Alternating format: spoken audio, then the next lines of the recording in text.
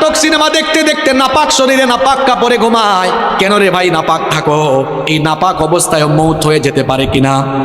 অনেক মানুষ আছে পেশাব করে দাঁড়ায় দাঁড়ায় পেশাব করে, তারপরে দেখা যায় পেশাব করে অনেকে ঠিক মতো পানি নেয় না, ইস্তেঞ্জা করে পবিত্র হয় না। এরকম আছে না নাই? এমনকি সবচেয়ে মজার ব্যাপার হলো ওয়াজ শুনতে এসেছে, ওয়াজ থেকে যাওয়ার সময় রাস্তার ধারে পেশাব করে পবিত্র হয় না। এইরকম কারবারিও আছে না নাই? ওয়াজ শুনতে আসছে, যাওয়ার সময় নাপাক হয়ে বাড়ি ফিরে যাচ্ছে। এখন নাপাক অবস্থায় মৌত হয়ে যেতে পারে কিনা? আমার ভাইয়েরা, যে ব্যক্তি নাপাক থাকে তার সঙ্গে ফেরেশতা থাকে না, থাকে কি?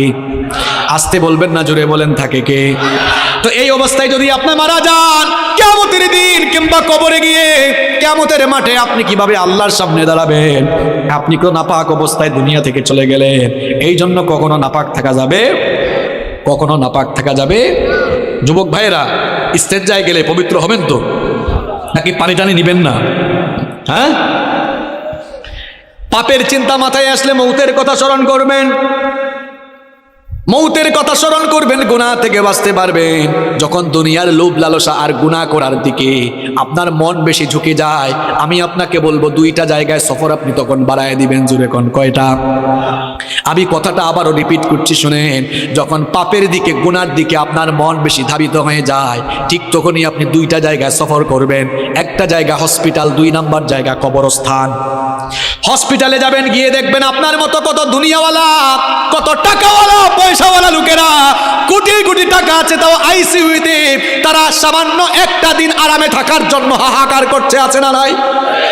যে কালো টাকার জন্য, অবৈধ টাকার জন্য অন্যায় করছেন, গুনাহ করছেন, হসপিটাল গিয়ে দেখেন কত মানুষের টাকা তারে বাঁচাইতে পারে। একটু পর পর আইসিইউ থেকে লাশ বের হচ্ছে। এরপরে হাসপাতালে যাওয়ার পরেও যদি আপনার দিল নরম না হয়, তাহলে মাঝে মাঝে প্রেমবাগের কবরস্থানগুলোতে ভিজিট করবেন। গিয়ে দেখবেন আপনার মতো টাকাওয়ালা, পয়সাওয়ালা লোকেরা, ক্ষমতাওয়ালা লোকেরা, একদিন বিরাট টাকা পয়সা, অর্থবিত্ত, বাড়ি গাড়ি সব ক্ষমতা ছিল, এখন কবরের নিচে ঘুমায়া আছে। আমরা মনে করি আমাদের বউ আপন, আমরা মনে করি ছেলে মেয়ে আপন। আজকে মরে দেখেন কেউ আপনার আপন নয়, আপন কেবল একজন, তিনি কি? কি কথা বলছি বুঝতে পারছেন আপনি? আপনি বলছেন আপনার বউ আপন, আপনার ছেলে মেয়ে ভাই বোন আপন। আপনি এই মুহূর্তে মরে যান, বুঝবেন আপন কে। দেখবেন এই বউ, এই ছেলে মেয়েরা কিছুক্ষণ কান্না করবে, কিছুক্ষণ কান্না করার পরে বলবে মৃত লাশকে বেশিক্ষণ ঘরে রাখতে নাই, তাড়াতাড়ি দাফন করা দরকার। আপনাকে দেখবেন সাদা কাফন দিয়ে পেঁচায়া জানাজার মাঠে নিয়ে যাবে। যে ছেলে মেয়েদের জন্য, দেখেন একটু আগেই বলেছি কেউ আপন না, এই ছেলে মেয়েদের জন্য, বাড়ি গাড়ি করার জন্য, প্রপার্টি করার জন্য, সম্পত্তি কামানোর জন্য ঠিকঠাক নামাজও পড়েন নাই, অনেক সময় সঠিকভাবে আল্লাহর ইবাদত করেন নাই, যাদেরকে আপন মনে করেছেন আজ তারাই আপনাকে নিয়ে কবরে চলে যাবে। কবরে রেখে রেখে তারা আপনাকে চলে আসবে। এরপরে দেখবেন কেউ আপনার আপন থাকবে না। কবরে যাওয়ার পরে 2 জন ছাড়া আর কেউ আপন নাই, একজন হচ্ছেন আল্লাহ। এই জন্য কবরে ফেরেশতা এসে প্রথমে জিজ্ঞেস করবে বোন নাম কি, ছেলে মেয়ের নাম কি, না জিজ্ঞেস করবে মা। আর একটু জোরে বলেন মা রব্বুকা। প্রথমে এসে বলবে তোমার রব কে। তাহলে বুঝে নেন আপন, আপন কে, সবচাইতে আপন কে। আমার যখন ফুরাবে দিন, আসবে গহীন রাতি, থেকো আল্লাহ এ জীবনে, হয় চির সাথী, আসবে গহীন রাতি। আমার ভাই, আমার বাপ, আমার বউ, আমার ছেলে মেয়ে বলছেন আমার আমার বলে যখন কাউকে পাবো না, সেদিন আমার শূন্য হিয়ায় তুমি থেকো সান্ত্বনা, তুমি থেকো সান্ত্বনা। আমার আমার বলে যখন কাউকে পাবো না, সেদিন আমার শূন্য হিয়ায় তুমি থেকো সান্ত্বনা, তুমি থেকো সান্ত্বনা।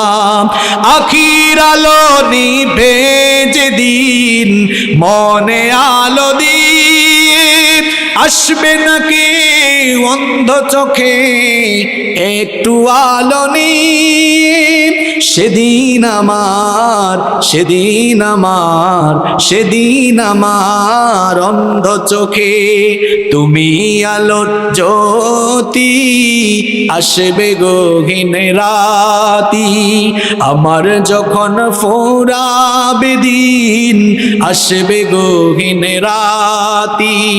থেকো আল্লাহ এ জীবনে, হয় চির সাথী, আসবে গহীন রাতি। বলেন আমিন। একজনই আপন, আর কেউ আপন না। আমার দাদার বাবার নাম জানি না। আপনি বলবেন হুজুর হঠাৎ করে এই কথা বলছেন কেন? হ্যাঁ, আপনি যে দুনিয়ার পেছনে ছুটছেন, ওই দুনিয়া যে আপনার নাম মনে রাখবে না, ওইটাই বুঝাচ্ছি আপনারে। আমি আমার দাদার বাপের নাম জানি না। আপনারা যদি বলি আপনার দাদার বাবার নাম কি, শেষ গুল্লা খাবেন। আমার দাদার বাপ 160-70 বছর আগে দুনিয়াতে ছিল। এখন 160-70 বছরের ব্যবধানে তার পরবর্তী প্রজন্ম তার নাম ভুলে গেল। ঠিক একই পরিণতি আমার আপনার হবে। কিসের পেছনে ছুটছেন আপনি? আপনার পরবর্তী প্রজন্ম দোয়া করা দূরের কথা, আপনার নামও মনে রাখবে না এরা। আপনার 6-7 পুরুষ আগে কারা কারা দুনিয়ায় ছিল, নসবনামা, আপনি কি সবার নাম বলতে পারবেন? 2-1 জন বলতে পারলেও সবাই পারবে না। তার জন্য কি করছেন? এত গুনাহ করছেন, পাপ করছেন। এই ছেলে মেয়ে, জায়গা সম্পদ, বাড়ি গাড়ি, আরে ভাই বাড়ির জায়গায় থাকবে, বাড়িওয়ালা থাকবে। চোখেরই পলকে তুমি হতে পারো লাশ, চিরতরে বন্ধ হবে তোমারই নিঃশ্বাস। চোখের পলকে আপনি লাশ হতে পারেন। আশেপাশে বাজার আছে না? বাজারের নাম কি? ওই বসুন্ধিয়া বাজারে হয়তো আপনার কাফনের কাপড় বরাদ্দ হয়ে গেছে, চলে এসেছে, আপনি নিজেও জানেন না। আপনি ঘরে বসে এখন গোটা পৃথিবীর খবর নিতে পারবেন।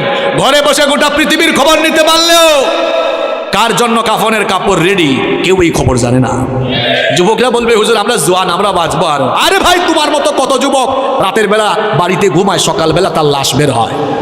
Keep in your mind, there is no serial of death. মৃত্যুর কোনো সিরিয়াল নাই। পৃথিবীতে আসার সিরিয়াল আছে, পৃথিবীতে আসার সিরিয়াল আছে, যাওয়ার কোনো সিরিয়াল নাই। দেখা যায় আসার সময় সবার আগে দাদা, তারপরে বাবা, এরপরে ছেলে, তারপর দাদার ঘরে নাতি। আসার সুন্দর সিরিয়াল আছে, যাওয়ার কোনো সিরিয়াল নাই। মাঝে মাঝে সিরিয়াল ব্রেক হয়ে দেখা যায় নাতির লাশ দাদা কবরে নামায়, অথবা ছেলের লাশ বাবা কবরে নামায়। যে কেউ যে কোনো সময় চলে যেতে পারে, কোনো ঠিক ঠিকানা নাই। কি কারণে আমাকে আপনাকে দুনিয়াতে পাঠানো হলো? কেন আমাদেরকে পয়দা করে দুনিয়াতে আল্লাহ পাঠালেন? কোরআনুল কারীমের 51 নম্বর সূরা, সূরাতুয যারিয়াতের 56 নম্বর আয়াতের মাধ্যমে রব্বুল আলামিন আমাদেরকে সেই কথা জানিয়ে দিলেন, ওয়ামা খালাকাতুল জিন্না ওয়াল ইনসা ইল্লা লিয়াবুদুন। I didn't create the jinn kind and mankind except my worship. আল্লাহ তাআলা বলছেন, আমি পৃথিবীতে জিন আর মানব জাতিকে আমার গোলামি ছাড়া, আমার দাসত্ব ছাড়া অন্য কিছুর জন্য সৃষ্টি করি নাই। আমাদেরকে যার গোলামির জন্য সৃষ্টি করা হয়েছে তিনি কে? অনেকে বলে না, কয় হুজুর এত টাকা পয়সার মালিক, গোলাম পরিচয় দেই কেমনে? আপনি শুধু গোলাম নন, গোলামের ঘরের গোলাম, বান্দির ঘরের গোলাম। আপনার বাপ দাদা পূর্বপুরুষ 14 গোষ্ঠী আল্লাহর গোলাম। আমরা গোলাম জাত, গোলামির জন্যই আমাদেরকে সৃষ্টি করা হয়েছে। আমরা ইবাদত করব কার? বিধিবিধান মেনে চলবো কার? আমরা যেন আল্লাহর ইবাদত না করি, আমরা যেন আল্লাহর বিধিবিধান মেনে না চলি, আল্লাহর গোলামির পথে সব সময় একজন আমাদেরকে প্ররোচনা দেয়, বাধা দেয়, আমাদেরকে ধোঁকা দেয়। সবাই জোরে বলেন তো, তার নাম কি? শয়তান। এই শয়তানের বয়স আমাদের চেয়ে কম না বেশি? এই বেটার বুদ্ধি আমাদের চেয়ে কম না বেশি? দেখছেন কারবার, হে বয়সেও পাক না, বুদ্ধিতেও পাক না। সে সব সময় ধোঁকা দিয়ে দিয়ে আমাদেরকে আল্লাহর দ্বীনের বিপরীত পথে পরিচালিত করে জাহান্নামের দিকে নিয়ে যেতে চায়। শয়তানের এই প্ররোচনাকে মোকাবেলা করে, শয়তানের ফাঁদে পা না দিয়ে, শয়তানের গোলামি না করে যেই সকল লোকেরা আল্লাহর গোলামির পথে জীবন পরিচালনা করবে, তারাই নিজেদেরকে পরিশুদ্ধ বানিয়ে জান্নাতের পথে হাঁটতে হাঁটতে জান্নাতে চলে যাবে। সুবহানাল্লাহ। আর যারা শয়তানের ফাঁদে পা দিয়ে, শয়তানের প্ররোচনায় পড়ে দুনিয়ার জীবনকে শয়তানের কথা মতো দুনিয়ার জীবন কাটায় দিবে, এই লোকগুলোর দুনিয়া আখিরাত ব্যর্থ হয়ে এরা জাহান্নামে চলে যাবে। এই জন্য রব্বুল আলামিন কোরআনুল কারীমের 91 নম্বর সূরা, সূরাতুশ শামসের 9 নম্বর আয়াত থেকে বললেন, কদ আফলাহা মান যাক্কাহা ওয়া কদ খাবা মান দাসসাহা। কথা কথাগুলো কার? আল্লাহ তাআলা বলছেন অবশ্যই সে সফল কাম হয়েছে যে শয়তানের প্ররোচনা থেকে মুক্ত হয়ে পাপ পঙ্কিলতা মুক্ত জীবন গঠন করে পরিশুদ্ধ হয়েছে, সে সফল হয়ে জান্নাতে যাবে। সুবহানাল্লাহ। সে ব্যক্তি ব্যর্থ হয়েছে যে তার জীবনকে গুনাহের সাগরে ডুবিয়ে দিয়েছে। এখন আমাদেরকে গুনাহের দিকে নিয়ে যেতে চায় যে, তার নাম কি? তার নাম কি? শয়তান। গুনাহ থেকে আপনারা বাঁচতে চান তো? গুনার দিকে নিয়ে যায় যে, তার নাম কি? শয়তানের ধোঁকা থেকে আমরা সবাই বাঁচতে চাই কি চাই না? যুবক, তরুণ, ছাত্র, আমার বাবার বয়সী সম্মানিত চাচারা, আমার মায়েরা, বোনেরা, আমরা সবাই তো গুনাহ থেকে বাঁচতে চাই। কারণ গুনাহ থেকে বেঁচে না থাকলে, শয়তানের ধোঁকা থেকে বেঁচে না থাকলে আমাদের দুনিয়া আখিরাত উভয়টাই নষ্ট হয়ে যাবে। এজন্য আমরা প্রত্যেকটি মানুষ গুনাহ থেকে, প্রত্যেকটি মুসলমানই নিজেকে বাঁচাতে চায়। এখন গুনাহ থেকে আপনি নিজেকে বাঁচাবেন কেমনে? গুনাহ থেকে, শয়তানের ধোঁকা থেকে নিজেকে আপনি হেফাজত করবেন কেমনে? আজ আমি আপনাদেরকে গুনাহ থেকে বাঁচা, শয়তানের ধোঁকা থেকে বাঁচার 12টি উপায় কোরআন আর সুন্নাহ থেকে তুলে ধরবো। এত বাস্তবিক কথা আপনাদেরকে শোনায় যাব। এই 12টি পয়েন্ট আপনারা যদি মুখস্থ করে যেতে পারেন, আর এই 12টি আমল যদি প্রত্যেকটি ভাই শুরু করে দিতে পারেন, ইনশাআল্লাহ গুনাহমুক্ত জীবন সাজিয়ে আমরা জান্নাতে যাব। বলেন ইনশাআল্লাহ। প্রিয় ভাইয়েরা, আপনাদেরকে যে কাজটা করতে হবে, এই 12টা পয়েন্ট সবাইকে একদম মুখস্থ করে তারপর বাড়ি যাওয়া লাগবে। পারবেন না ইনশাআল্লাহ? মাত্র 12টা কথা, খুব সহজ কথা বলবো, আপনারা সবাই মুখস্থ করে বাড়ি যেতে পারবেন না ইনশাআল্লাহ? পারবেন তো ইনশাআল্লাহ? তাইলে আমরা গুনাহ থেকে বাঁচবো কিভাবে, শয়তানের ধোঁকা থেকে বাঁচবো কিভাবে? গুনাহ থেকে বাঁচার, শয়তানের ধোঁকা থেকে বাঁচার কয়টা উপায় বলবো? সবাই বলেন কয়টি? 12টি। দেখেন, শুরু করছি। নাম্বার 1, 1 নাম্বার, গুনার দিকে নেয় যে তার নাম শয়তান, ওই শয়তানের ওয়াসওয়াসা থেকে পানাহ চাইতে হবে কার কাছে? 1 নাম্বার আমল শিখাই যাচ্ছি। যখন গুনাহের চিন্তা, পাপের চিন্তা মাথায় আসবে, সাথে সাথে ওই শয়তানের খপ্পর থেকে নিজেকে বাঁচানোর জন্য সাথে সাথে আশ্রয় চাইতে হবে কার কাছে? কারণ শয়তান এমন জিনিস, তারে মোকাবেলার জন্য পৃথিবীতে কোনো যন্ত্র আসে নাই, কিয়ামত পর্যন্ত আসবে না। আপনি গুলি, বোমা, রকেট কি দিয়া শয়তানের মোকাবেলা করবেন? কিচ্ছু দিয়ে পারবেন না। এমনকি আমেরিকার প্রেসিডেন্ট জো বাইডেন, রাশিয়ার প্রেসিডেন্ট পুতিন, তারাও শয়তানের মোকাবেলা করতে পারবে না। শয়তানের মোকাবেলায় তারাও দুর্বল, বরং উল্টা শয়তান আরও তাদেরকে দিয়ে শয়তানি করাইতে পারবে। দেখছেন শয়তানের পাওয়ার। আমেরিকার প্রেসিডেন্ট, রাশিয়ার প্রেসিডেন্ট, যে রাশিয়ার প্রেসিডেন্ট পুতিন পশ্চিমা বিশ্বকে বুড়ি আঙ্গুল দেখায়, যে ন্যাটোকে পর্যন্ত তুয়াক্কা করে না, সেও শয়তানের মোকাবেলায় সফল না ব্যর্থ। কারণ শয়তানকে আল্লাহ এমন পাওয়ার দিয়েছেন, আপনার শরীরের শিরায় শিরায় সে বিচরণ করার ক্ষমতা রাখে। এই শয়তান আপনাকে গুনাহের চিন্তা মাথায় এনে দিবে, পাপের চিন্তা মাথায় এনে দিবে। এজন্য শয়তানের ধোঁকা থেকে, গুনাহ থেকে বাঁচার জন্য প্রথম আমল করবেন, যখনই গুনাহের চিন্তা মাথায় আসবে, পাপের চিন্তা মাথায় চলে আসবে, আশ্রয় চাইবেন কার কাছে? এই আমলটা আমি আপনাদেরকে শিখাচ্ছি না, কোরআনুল কারীমের 7 নম্বর সূরা সূরাতুল আরাফের 200 নম্বর আয়াতে আল্লাহ তাআলা এই আমল আমাদেরকে শিখালেন। আল্লাহ তাআলা বললেন, ওয়া ইম্মা ইয়ানজাগান্নাকা মিনাশ শাইতানি নাযগুন ফাস্তাইদ বিল্লাহ ইন্নাহু সামিউন আলীম। আল্লাহ তাআলা বলছেন, আর শয়তানের প্ররোচনা যখন তোমাকে প্ররোচিত করবে, সাথে সাথে তুমি আল্লাহর কাছে আশ্রয় চাও। প্রশ্ন হলো, আল্লাহর কাছে আমরা আশ্রয় চাইবো কিভাবে? এবার বুখারী আর মুসলিম শরীফ থেকে হাদিস শুনি আপনাদেরকে বুঝাই দিচ্ছি কিভাবে আল্লাহর কাছ থেকে আশ্রয় চাওয়া লাগে। নবী করিম সাল্লাল্লাহু আলাইহি ওয়াসাল্লামের সামনে একবার 2 ব্যক্তি ঝগড়া করছিল।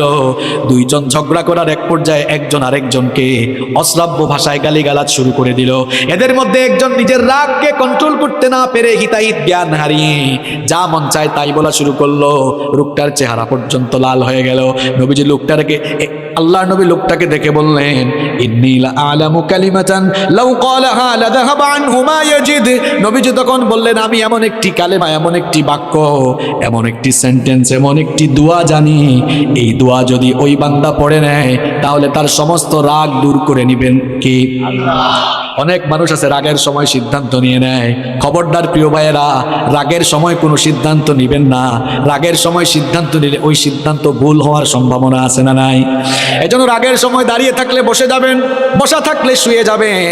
রাগের সময় খবরদার কোনো সিদ্ধান্ত নেবেন না, ওই সিদ্ধান্তের কারণে পরবর্তীতে পস্তানো লাগতে পারে।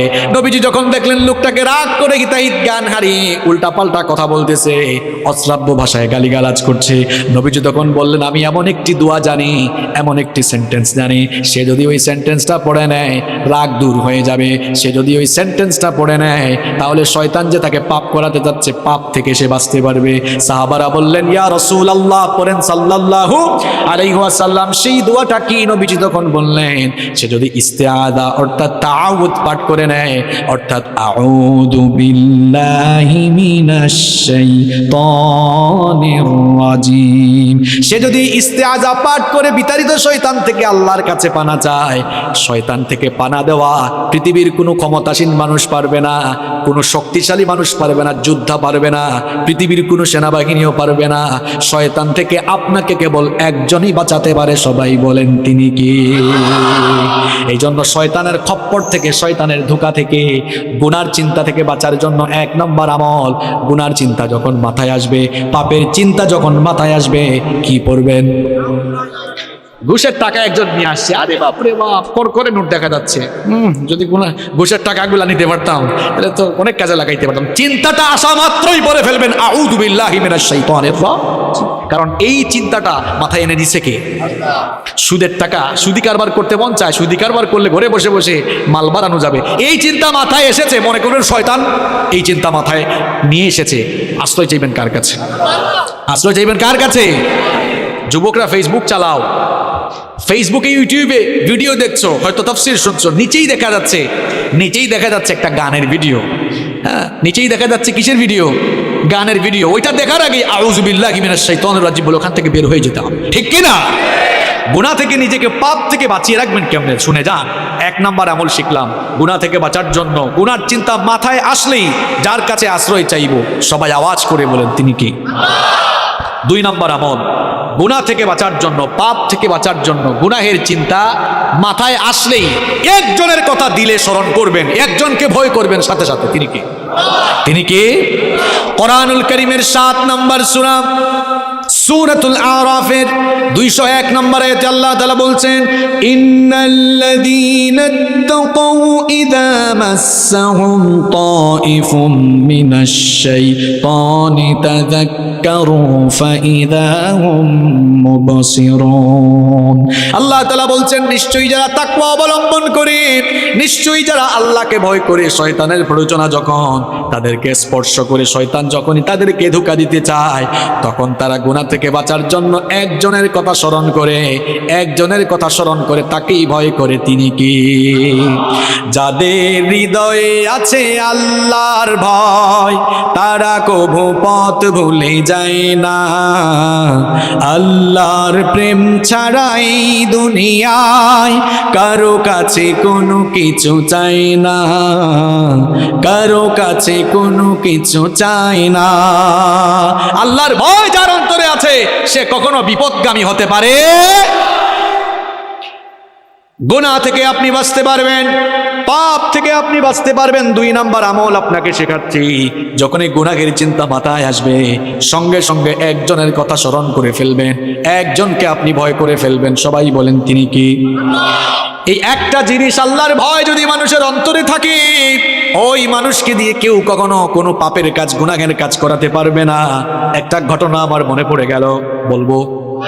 সুনানে বাইহাকির ভেতরে হাদিস বর্ণিত হয়েছে, খুব মন দিয়ে ঘটনাটা শুনেন আমার বাবারা, প্রিয় ভাইয়েরা, খুব মন দিয়ে ঘটনাটা শুনেন। আব্দুল্লাহ ইবনে ওমর রাদিয়াল্লাহু আনহু, তিনি একবার তার সঙ্গী সাথীদেরকে নিয়ে এক সফরে বের হলেন। দুপুরের খাবারের সময় যখন হয়ে গেল, তারা তখন খাবার গ্রহণের জন্য দস্তরখানা বিছালেন। যখনই তারা খাবার খেতে যাবেন, ঠিক তখনই লক্ষ্য করলেন তাদের পাশ দিয়ে এক রাখাল হেঁটে যাচ্ছে। আব্দুল্লাহ ইবনে ওমর রাদিয়াল্লাহু আনহু তাকে বললেন, হ্যাঁ রাখাল ভাই, আমরা দুপুরের খাবার গ্রহণের জন্য বসেছি, তুমিও আসো আমাদের সাথে খাবার খাও, খাবার গ্রহণ করো। রাখাল ছেলেটি তখন বলল, ও মুসাফির ভাই, আমাকে খাবারের দাওয়াত দিয়েছেন, আমি খুশি হয়েছি, কৃতজ্ঞতা জানাচ্ছি, কিন্তু আপনাদের সাথে আমি তো খাবার খেতে পারবো না। আব্দুল্লাহ ইবনে ওমর রাদিয়াল্লাহু আনহু তাকে বললেন, কি কারণে তুমি আমাদের সাথে খাবার খেতে পারবে না? রাখাল তখন বলল, আমি রোজা রেখেছি, এই জন্য তোমাদের সাথে খাবার খেতে পারবো না। আব্দুল্লাহ ইবনে ওমর রাদিয়াল্লাহু আনহু তাকে বললেন, এখন তো রমজান মাস নয়, তাহলে নিশ্চয়ই তুমি নফল রোজা রেখেছো। এই দুধু মরুভূমিতে যারা সৌদি আরব বা আরব দেশে থাকেন তারা দেখেছেন মরুভূমির আবহাওয়া কেমন।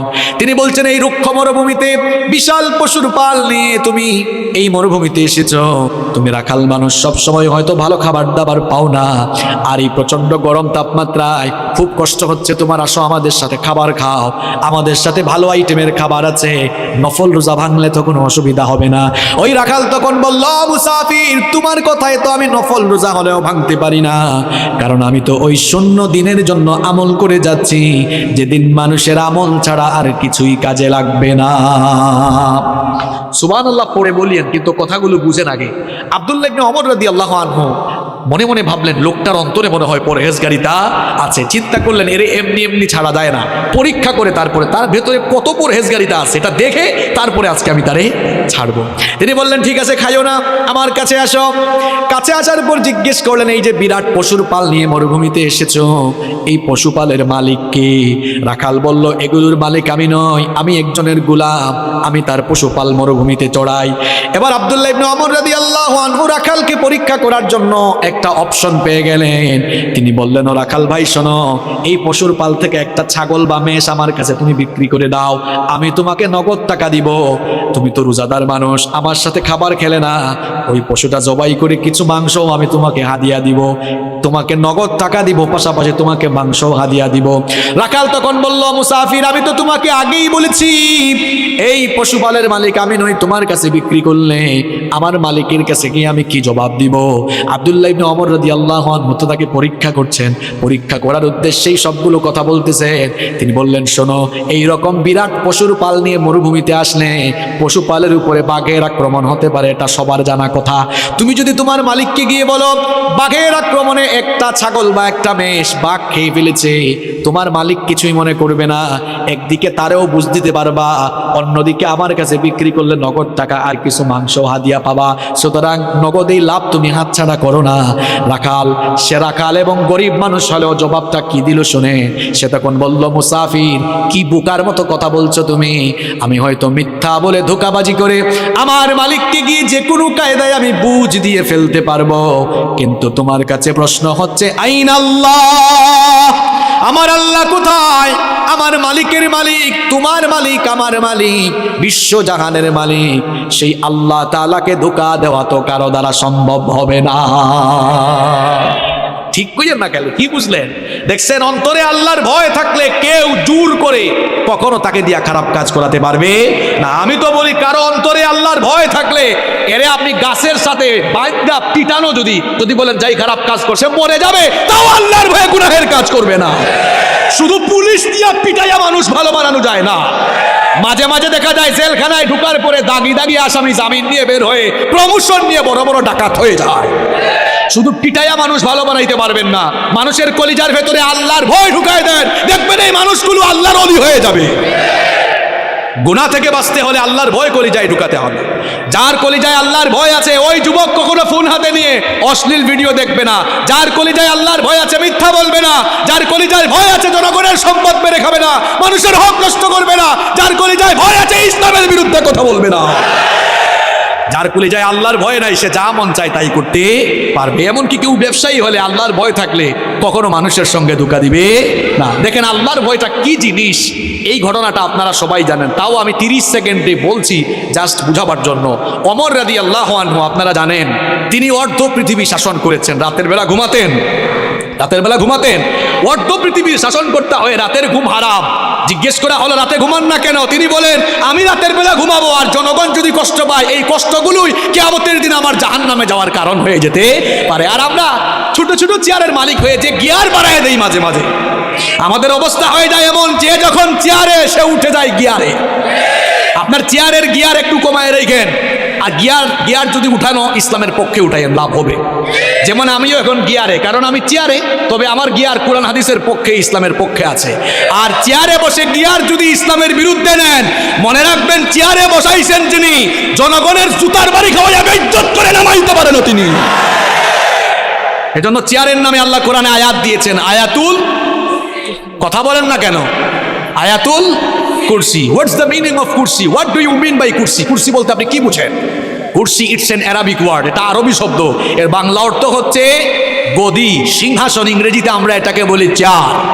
আল্লাহ তাআলা কোরআনের ৬,২৩৬টা আয়াতের মধ্যে চেয়ারের আয়াতকে সবচেয়ে ফজিলতের আয়াত বানিয়েছেন, যাতে চেয়ারওয়ালা লোকেরা চেয়ারে বসে চেয়ারের অপব্যবহার করে মানুষের উপরে জুলুম না করে।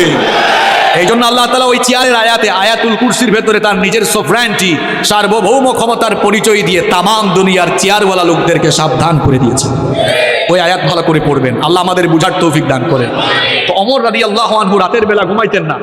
একদিন শেষ রাতে দেখলেন এক বাড়িতে আলো জ্বলতেছে, কথাবার্তাও শোনা যাচ্ছে। একটু কান পাতলেন, স্বাভাবিক অবস্থায় কান পেতে কিছু শোনা জায়েজ নয়, তবে দায়িত্বশীল ব্যক্তির জন্য সেটা জায়েজ আছে। তিনি শুনলেন এক মা তার মেয়েকে বলছে যে, মেয়ে, বেটি উঠ, আমি উটনির দুধ দোহন করে এনেছি, দুধ তো কম পেয়েছি, পানি মিশা, দুধের পরিমাণও বাড়বে, লাভের পরিমাণও বাড়বে। মেয়ে বলল, মা গো, এটা তো অন্যায় কাজ, খাদ্যদ্রব্যে ভেজাল দেওয়া এটা ঠিক নয়। তাছাড়া আমাদের প্রেসিডেন্ট আমিরুল মুমিনিন ওমর রাদিয়াল্লাহু আনহু, তিনি তো রাষ্ট্রীয় নিষেধাজ্ঞা জারি করে দিয়েছেন যে খাদ্যে কোনো ভেজাল দেওয়া যাবে না। মা বলল, বেটি, এ তো বোকা কেন তুই? ওমর তো এই আদেশ দিয়া সে তার বাড়িতে ঘুমায়, সে কি আমাদের মা মেয়ের কারবার দেখে? অথচ ওমর রাদিয়াল্লাহু আনহু দেয়ালের পাশে সব শোনে। আর মেয়ের কলিজায় আল্লাহর ভয় কেমন দেখেন। মেয়ে বলল, মা গো, তিনি না হয় ঘুমাচ্ছেন, কিন্তু উনার রব, তোমার রব, আমার রব, তিনি কি রাতের বেলা ঘুমায় থাকেন নাকি? উনার তো কোনো তন্দ্রা নাই, ঘুম নাই, তিনি সব দেখেন কিনা।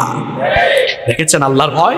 এই একটা জিনিস আপনার অন্তরে থাকলে, পাপের চিন্তা মাথায় এসেছে, জনগণের হক মাইরা খাওয়ার চিন্তা মাথায় এসেছে, সাথে সাথে কলিজায় আল্লাহর ভয় ঢুকান মিয়া। পাপ থেকে, গুনাহ থেকে বাঁচতে পারবেন। 2 নাম্বার আমল শিখালাম, পাপের চিন্তা, গুনাহের চিন্তা মাথায় আসা মাত্রই, পাপের চিন্তা, গুনাহের চিন্তা, এদিকে ঘুরে, পাপের চিন্তা, গুনাহের চিন্তা মাথায় আসা মাত্রই একজনের কথা স্মরণ করে তাকে ভয় করে ফেলা। তিনি কে? তিনি কে? আল্লাহ। কয়টা পয়েন্ট বললাম? 1 নাম্বার, কি পড়বেন? গুনার চিন্তা মাথায় আসলে কি পড়বেন? 2 নাম্বার, কাকে ভয় করবেন? নাম্বার 3। 3 নাম্বার, গুনাহের চিন্তা মাথায় আসলেই একটা জিনিসের কথা মনে করবেন, সেটার নাম মৃত্যু। সেটার নাম, জোরে বলেন, সেটার নাম কি? আপনি যে গুনাহ করছেন, ওই গুনাহ করা অবস্থায় যদি আপনার মৌত হয়ে যায়। যুবক তরুণ ভাইয়েরা, রাতের বেলা যে ইউটিউবে ঢুকে নাটক দেখো, সিনেমা দেখো, কানের মধ্যে হেডফোন ঢুকায়া এই যে নাটক, সিনেমা, গান শোনো, রাতের বেলা যে মেসেঞ্জারে আর হোয়াটসঅ্যাপে কথা বলতেছো, ওই অবস্থায় মৌত হয়ে যেতে পারে কিনা? আসতে বলবেন না, জোরে বলেন, মৌত হতে পারে কিনা? এই অবস্থায় যদি মৌত হয়ে যায় কি হবে? মুসলিম শরীফে নবীজি বলেছেন, ইউবাসু কুল্লু আবদিন আলা মা মাতা আলাইহি, মানুষ যে অবস্থায় মারা যাবে ওই অবস্থায় তাকে কিয়ামতের দিন কবর থেকে উঠাবেন কে? এই যে অনেক যুবক তরুণরা রাতের বেলা নাটক, সিনেমা দেখতে দেখতে নাপাক শরীরে, নাপাক কাপড়ে ঘুমায়। কেন রে ভাই নাপাক থাকো? এই নাপাক অবস্থায় মৌত হয়ে যেতে পারে কিনা? অনেক মানুষ আছে পেশাব করে দাঁড়ায় দাঁড়ায় পেশাব করে, তারপরে দেখা যায় পেশাব করে অনেকে ঠিক মতো পানি নেয় না, ইস্তেঞ্জা করে পবিত্র হয় না। এরকম আছে না নাই? এমনকি সবচেয়ে মজার ব্যাপার হলো, ওয়াজ শুনতে এসেছে, ওয়াজ থেকে যাওয়ার সময় রাস্তার ধারে পেশাব করে পবিত্র হয় না। এইরকম কারবারিও আছে না নাই? ওয়াজ শুনতে আসছে, যাওয়ার সময় নাপাক হয়ে বাড়ি ফিরে যাচ্ছে। এখন নাপাক অবস্থায় মৌত হয়ে যেতে পারে কিনা? আমার ভাইয়েরা, যে ব্যক্তি নাপাক থাকে তার সঙ্গে ফেরেশতা থাকে না, থাকে কে? আসতে বলবেন না, জোরে বলেন, থাকে কে? তো এই অবস্থায় যদি আপনি মারা যান, কিয়ামতের দিন কিংবা কবরে গিয়ে কিয়ামতের মাঠে আপনি কিভাবে আল্লাহর সামনে দাঁড়াবেন? আপনি তো নাপাক অবস্থায় দুনিয়া থেকে চলে গেলেন। এই জন্য কখনো নাপাক থাকা যাবে, কখনো নাপাক থাকা যাবে। যুবক ভাইয়েরা, ইস্তেঞ্জায় গেলে পবিত্র হবেন তো, নাকি পানি টানি নিবেন না? হ্যাঁ, পাপের চিন্তা মাথায় আসলে মৌতের কথা স্মরণ করবেন। মৌতের কথা স্মরণ করবেন, গুনাহ থেকে বাঁচতে পারবেন। যখন দুনিয়ার লোভ লালসা আর গুনাহ করার দিকে আপনার মন বেশি ঝুঁকে যায়, আমি আপনাকে বলবো দুইটা জায়গায় সফর আপনি তখন বাড়ায় দিবেন। জুড়ে কোন কয়টা? আমি কথাটা আবারও রিপিট করছি, শুনেন। যখন পাপের দিকে গুনার দিকে আপনার মন বেশি ধাবিত হয়ে যায়, ঠিক তখনই আপনি দুইটা জায়গায় সফর করবেন। একটা জায়গা হসপিটাল, 2 নাম্বার জায়গা কবরস্থান। হসপিটালে যাবেন, গিয়ে দেখবেন আপনার মতো কত দুনিয়াওয়ালা, কত টাকাওয়ালা, পয়সাওয়ালা লোকেরা, কোটি কোটি টাকা আছে দাও আইসিইউতে, তারা সামান্য একটা দিন আরামে থাকার জন্য হাহাকার করছে, আছে না নাই? যে কালো টাকার জন্য, অবৈধ টাকার জন্য অন্যায় করছেন, গুনাহ করছেন, হসপিটাল গিয়ে দেখেন কত মানুষের টাকা তারে বাঁচাইতে পারে। একটু পর পর আইসিইউ থেকে লাশ বের হচ্ছে। এরপরে হাসপাতালে যাওয়ার পরেও যদি আপনার দিল নরম না হয়, তাহলে মাঝে মাঝে প্রেমবাগের কবরস্থানগুলোতে ভিজিট করবেন। গিয়ে দেখবেন আপনার মতো টাকাওয়ালা, পয়সাওয়ালা লোকেরা, ক্ষমতাওয়ালা লোকেরা, একদিন বিরাট টাকা পয়সা, অর্থবিত্ত, বাড়ি গাড়ি সব ক্ষমতা ছিল, এখন কবরের নিচে ঘুমায়া আছে। আমরা মনে করি আমাদের বউ আপন, আমরা মনে করি ছেলে মেয়ে আপন। আজকে মরে দেখেন কেউ আপনার আপন নয়, আপন কেবল একজন, তিনি কি? কি কথা বলছি বুঝতে পারছেন আপনি?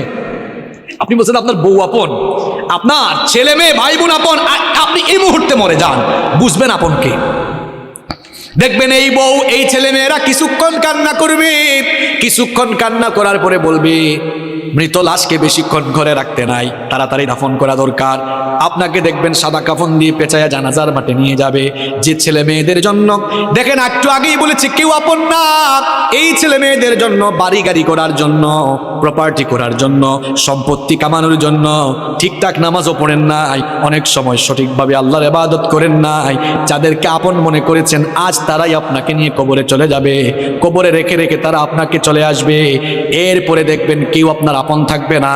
কবরে যাওয়ার পরে 2 জন ছাড়া আর কেউ আপন নাই, একজন হচ্ছেন আল্লাহ। এই জন্য কবরে ফেরেশতা এসে প্রথমে জিজ্ঞেস করবে বোন নাম কি, ছেলে মেয়ের নাম কি, না জিজ্ঞেস করবে মাও। আর একটু জোরে বলেন মাও রব্বুকা।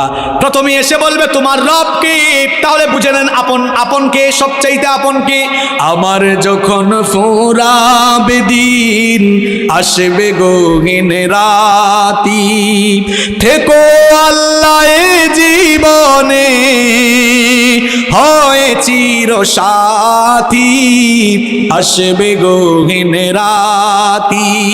আমার ভাই, আমার বাপ, আমার বউ, আমার ছেলে মেয়ে বলছে আমার আমার বলে যখন কাউকে পাবো না, সেদিন আমার শূন্য হিয়ায় তুমি থেকো সান্ত্বনা, তুমি থেকো সান্ত্বনা। আমার আমার বলে যখন কাউকে পাবো না, সেদিন আমার শূন্য হিয়ায় তুমি থেকো সান্ত্বনা, তুমি থেকো সান্ত্বনা।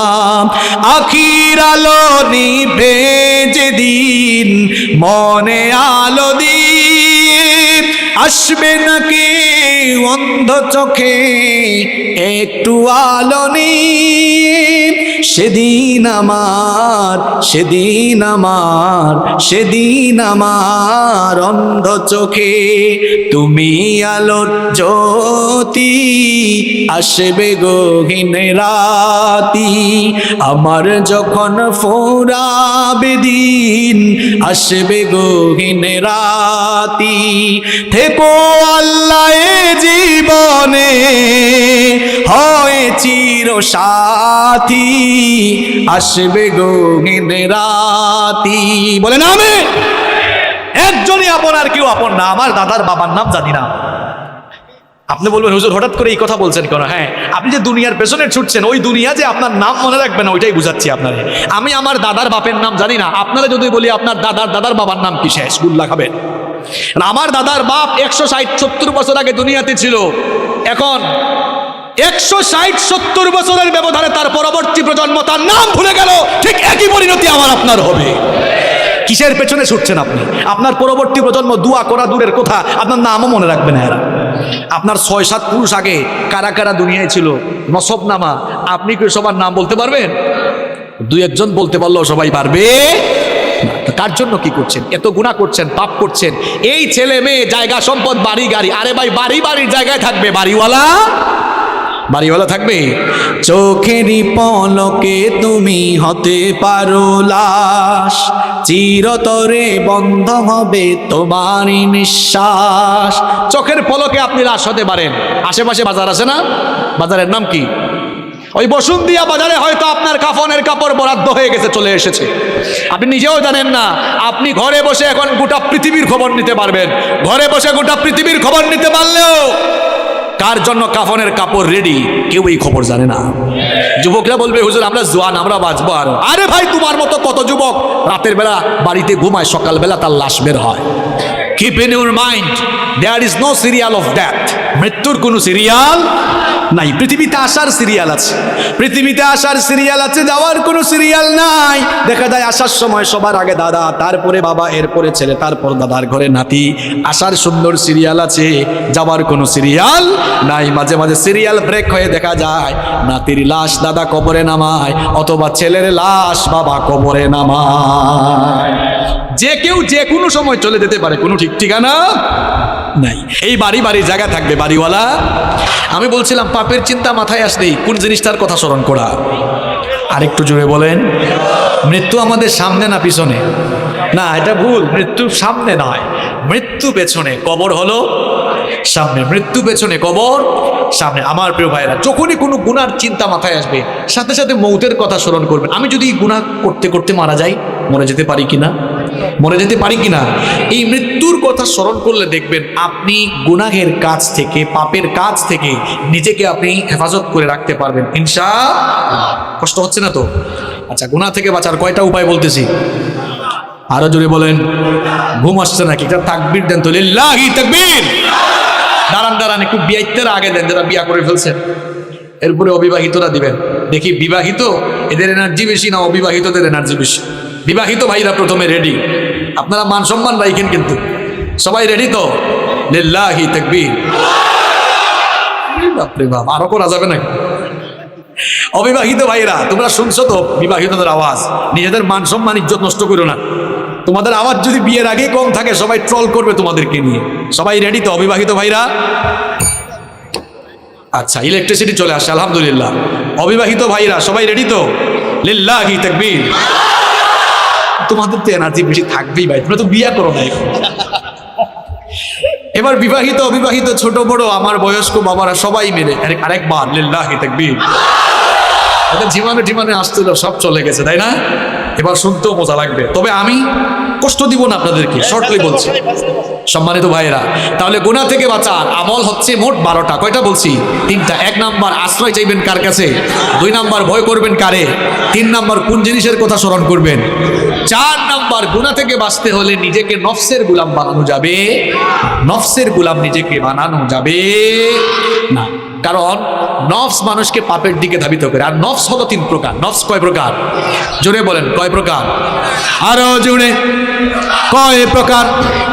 1 নাম্বার নফসে আম্মারা, 2 নাম্বার নফসে লাওয়ামা, 3 নাম্বার নফসে মুতমাইন্না। আবারও বলি, মুখস্থ করে ফেলেন। 1 নাম্বার নফসে আম্মারা, 2 নাম্বার নফসে লাওয়ামা, 3 নাম্বার নফসে মুতমাইন্না। আমি বানায় বলছি, 3 প্রকার নফসের কথা কোরআনে আছে। কোথায় আছে দেখায় দিই। 1 নাম্বার নফসে আম্মারা। এটা কোন প্রকার নফস? যে নফস গুনাহের দিকে ধাবিত করে। এই ধরনের নফস থেকে আল্লাহ আমাদেরকে হেফাজত করেন। রব্বুল আলামিন কোরআনুল কারীমের 12 নম্বর সূরা ইউসুফের 53 নম্বর আয়াতে বলছেন, ইন্নান নাফসা লাআম্মারাতুম বিস-সুই ইল্লা মা রাহিমা রাব্বি ইন্না রাব্বি গফুরুর রহিম। আল্লাহ তাআলা বলছেন, নিশ্চয়ই নফস মানুষকে পাপের দিকে, গুনাহের দিকে ধাবিত করে। তবে সেই ব্যক্তি ছাড়া যার উপরে আল্লাহ দয়া করেন, নফসের গোলামি আপনাকে ছেড়ে দিতে হবে গুনাহ থেকে বাঁচার জন্য। যেমন ফজরের সময়, হোক সেটা শীতের দিন, হোক সেটা গরমের দিন, দেখবেন ফজরের টাইমে ওয়েদারটা একটু ঠান্ডা থাকে, আরামের থাকে।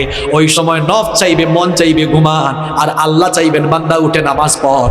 বলেন তো, নফসের চাওয়াকে প্রাধান্য দিবেন নাকি আল্লাহর চাওয়াকে প্রাধান্য দিবেন? বললেন তো আল্লাহর চাওয়ারে প্রাধান্য দিবেন। হাতও তোলা লাগবে না, কিছু বলা লাগবে না, চুপচাপ থেকে নিজের বিবেককে প্রশ্ন করেন, আজকের ফজরের নামাজে নফসের গোলামি করেছেন না আল্লাহর গোলামি করেছেন? কিছু বলা লাগবে না, আমি তো বলছি চুপ থেকে বিবেককে প্রশ্ন করেন। নফসের গোলামি ছাড়তে হবে, গুনাহ থেকে পাপ থেকে বাঁচতে হলে নফসের গোলামি ছাড়তে হবে। মন চাইবে সুদ খাবো, মনের চাওয়া প্রাধান্য দিব না। সুদ হারাম করেছে মোল্লানা আল্লাহ, আল্লাহর চাওয়া প্রাধান্য দিয়ে সুদ থেকে বিরত থাকবো। নফস চাইবে, মনটা চাইবে একটু ওই জায়গায় দুর্নীতি করি, এটা মনের চাওয়া। আল্লাহ চান বান্দা দুর্নীতি থেকে মুক্ত হয়ে তুই পবিত্র থাক, তাহলে মনের চাওয়া প্রাধান্য দিবেন না, আল্লাহর চাওয়া প্রাধান্য দিবেন। হ্যাঁ যুবক তরুণ ছাত্ররা শোনো, মোবাইল ফোন হাতে নিলে মনটা চাইবে রাতের বেলা ইউটিউবে গিয়ে একটু নাটক দেখি, সিনেমা দেখি, অনেকে আবার পর্নোগ্রাফিতে আসক্ত, অনেকের মনটা চাইবে ফোনটা হাতে নিয়ে একটু ব্লু ফিল্ম দেখি। এটা হলো মনের চাওয়া। মনের চাওয়াকে প্রাধান্য দিব না, আল্লাহকে আমরা ভয় করব। তাহলে গুনাহ থেকে বাঁচার জন্য 4 নম্বর আমল শিখাচ্ছি, নফসের গোলামি থেকে বেঁচে থাকা লাগবে। 1 নম্বর নফস হচ্ছে নফসে আম্মারা, যেই নফস মানুষকে গুনার দিকে ধাবিত করে। আল্লাহ এই নফস থেকে আমাদের সবাইকে বাঁচান। আরো আসতে বলেন আমিন। 2 নম্বর নফসের নাম নফসে লাওয়ামা, যেই নফস অপরাধ করে ফেলার পরে লজ্জিত হয়ে যায়, সেই নফসের নাম হচ্ছে নফসে লাওয়ামা। কোরআনে কারীমের 75 নম্বর সূরা, সূরা কিয়ামার শুরুতে আল্লাহ বলেছেন, লা উকসিমু বিয়াউমিল কিয়ামাতি ওয়ালা উকসিমু বিন নাফসিল লাওয়ামা। কথাটা কার? আল্লাহ বলছেন আমি শপথ করছি কিয়ামতের দিনে, আমি শপথ করছি সেই নফসের, যেই নফস নিজেকে ধিক্কার দেয়, গুনাহ করার পর লজ্জিত হয়। আল্লাহ এমন নফস আমাদের সবাইকে দান করো, জুড়ে বলেন আমিন। 3 নম্বর নফসের নাম নফসে মুতমাইন্না। নফসে মুতমাইন্না হচ্ছে এমন নফস, যেই নফস সব সময় আল্লাহর আনুগত্যের পথে পরিচালিত হয়, যেই নফস সব সময় আল্লাহর গোলামি করে সন্তুষ্ট থাকে। এই নফস আল্লাহ সবাইকে দান করেন, বলেন আমিন। এইরকম নফস যাদের, এইরকম নফস আছে যাদের, সফল কাম হয়ে যাবে তারা। এরা মারা যাওয়ার পর এদের রূহ যখন জিবরিল আমিন কবজ করবেন, তখন এই সকল লোকদেরকে বলা হবে, ইয়া আইয়াতুহান নাফসুল মুতমাইন্নাতু রজিই ইলা রাব্বিকি রাদিয়াতাম মারদিয়া ফাদখুলি ফি ইবাদি ওয়াদখুলি জান্নাতি। বলা হবে, হে প্রশান্ত আত্মা, তোমার রবের সন্তুষ্টির দিকে বের হয়ে আসো, আল্লাহর নেককার বান্দাদের শামিল হয়ে আল্লাহর জান্নাতে তুমি দাখিল হয়ে যাও। তাহলে গুনাহ থেকে বাঁচার জন্য নফসের গোলামি করা যাবে না, নফসের চাওয়াকে প্রাধান্য দেওয়া যাবে না। যার গোলামি এবং যার চাওয়া প্রাধান্য দিতে হবে তিনি কি? যদি এমন নফস, যদি আপনি নিজেকে আল্লাহর গোলামির পথে পরিচালনা করতে পারেন, নফসের গোলাম না হয়ে যদি আল্লাহর গোলাম হতে পারেন, দেখেন আল্লাহ আপনাকে সুসংবাদ দিয়ে কি বলছেন, ওয়া আম্মা মান খাফা মাকামা রাব্বিহি ওয়া নাহান নাফসা আনিল হাওয়া ফাইন্নাল জান্নাতা হিয়াল মাওয়া। আল্লাহ তাআলা বলছেন, আর যারা আল্লাহর সামনে হাজির হওয়াকে ভয় করে নিজেদের নফসকে কুপ্রবৃত্তি থেকে যারা বিরত রাখে, এই রকম নিজেদেরকে নফসের গোলামি থেকে বাঁচিয়ে রাখবে যারা, আল্লাহর জান্নাতের অধিবাসী হয়ে যাবে তারা। আস্তে বলেন সুবহানাল্লাহ। তাহলে গুনাহ থেকে বাঁচার জন্য 4 নম্বর আমল, নফসের গোলাম হবেন না, আল্লাহর গোলাম হবেন। মন যা চাইবে তা করা যাবে, মনের চাওয়া প্রাধান্য দিব না, যার চাওয়া প্রাধান্য দিব, যার হুকুম মতো জীবন চালাবো তিনি কে? আল্লাহ। 5 নাম্বার, গুনাহ থেকে বাঁচতে হলে একা থাকবেন না, একা একা থাকবেন না, নিঃসঙ্গ থাকবেন না। ওই যে প্রবাদ আছে না, অলস মস্তিষ্ক শয়তানের কারখানা। যুবকরা কখনো একা থাকবা না ভাই, রুমের ভিতর একা থাকলেই শয়তান ধরবে। আমি প্রথমে আমার বাবাদেরকে শ্রদ্ধার সাথে কিছু কথা বলি, মহিলা প্যান্ডেল থেকে আমার মায়েরা শুনছেন, ভাই শোনেন, কথাগুলো শোনেন, আপনার ছেলে মেয়ের জন্য কাজে লাগবে। যাদের ছেলে মেয়ে আছে, কখনো আপনার ছেলেকে বা আপনার মেয়েকে বিয়ের আগে একা রুমে ঘুমাইতে দিবেন না। বলবেন হুজুর এদেরকে আমরা কুলে নিয়ে ঘুমাবো মানে কি? না, প্রাপ্তবয়স্ক হওয়ার পরে যদি আপনার একাধিক ছেলে মেয়ে থাকে, এক রুমে 2 ছেলের 2টা সিঙ্গেল বেড দেন। কারণ 2 জন এক রুমে থাকলে তখন রাতের বেলা ফোন হাতে থাকলেও একজনের লজ্জায় আরেকজন কোনো অবৈধ বা খারাপ পথে যাওয়ার সম্ভাবনা থাকবে না। মেয়েদেরকেও ঠিক, 2-3টা মেয়ে থাকলে এক রুমে 2টা দেন, সিঙ্গেল সিঙ্গেল করে।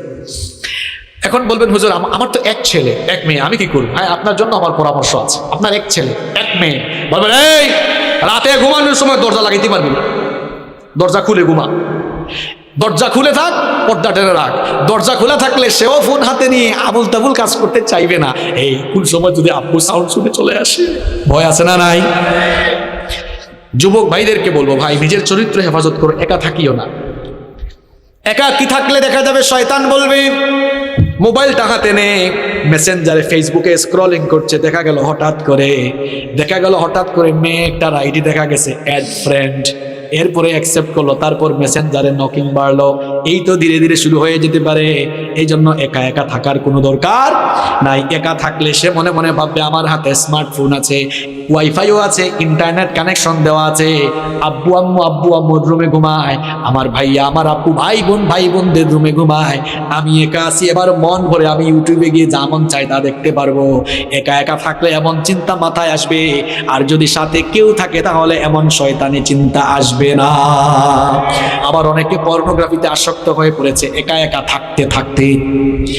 এরা কয়, মাঝে মাঝে কিছু যুবকরা আসে, বলে হুজুর এখান থেকে বের হয়ে আসতে চাই গুনাহ থেকে, একটু উপায় বলে দেন। আমি বলি ভাই উপায় হলো একা থাকিয়েন না।